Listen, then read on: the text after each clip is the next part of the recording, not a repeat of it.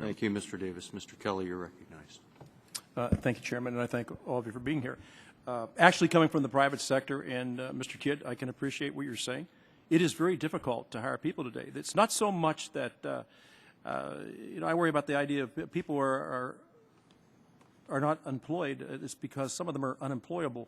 When I'm back in Pennsylvania, in District 3, and I'm going to these different places, and I'm talking to employers, and I say, what's the number one thing? Because I see a sign up there that says now hiring. Why are you not able to hire? And inevitably, they come back to saying the people who are applying can't pass a drug test. Now, I want you all to understand this. This is from being in the real world. When I talk to my insurance carrier, they suggest under loss control, you should drug test people, but be very careful when you do that because alcoholism and drug addiction are considered diseases, and it could be discriminatory what you're doing. So when you talk to people, Mr. Kidd, because you talk to them, and I got to tell you, there's a lot of people right now looking for people to employ. They can't do it because these people are unemployable. Now, is that what you're seeing? I mean, this isn't a myth. This is what actually happens on the ground when you're out talking to people looking for folks to fill jobs and understanding that there's a tremendous liability on that person who hires somebody and brings them in if something happens. Mr. Manesi talked about a safety issue. You brought somebody in and you knew of their condition, instead allowed them to go on the floor and they are somehow involved in an accident, you're liable for that. I absolutely agree with you. We do see a real issue with the whole drug situation. As part of the Jobs Ohio Board of Directors, I had a small roundtable of business people in our local community. And we had two employers that were 1,200 and 1,500 each, two of the largest employers in the community. And we asked them, what is the biggest problem that you face? I thought it might be workers' compensation or even unemployment, but it wasn't. It was drugs. We can't get people to work. And we can't keep them once they're here because they will continue to pass or fail a drug test. It is a big risk for employers to put somebody that knowingly on drugs in a factory or any other kind of setting.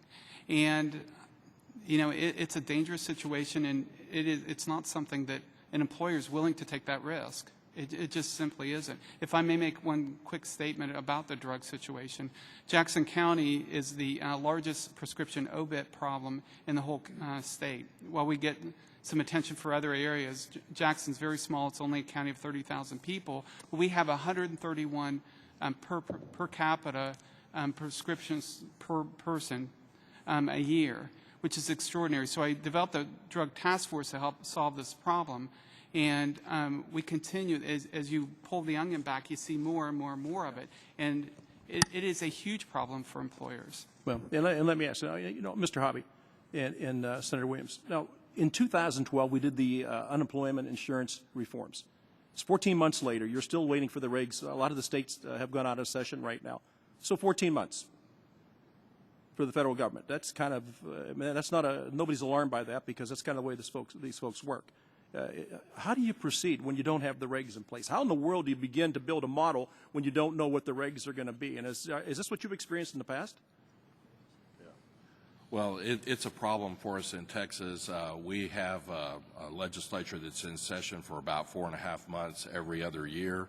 And so when the federal government takes so long to issue guidance, it makes it very difficult for us to make any adjustments to things so that we can comply with federal law. So it's a huge impediment.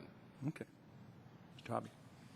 Well, I agree, and this happens repeatedly where there's an expectation that states implement a new law quickly, but there's a lag between the time the law goes into effect. Yeah.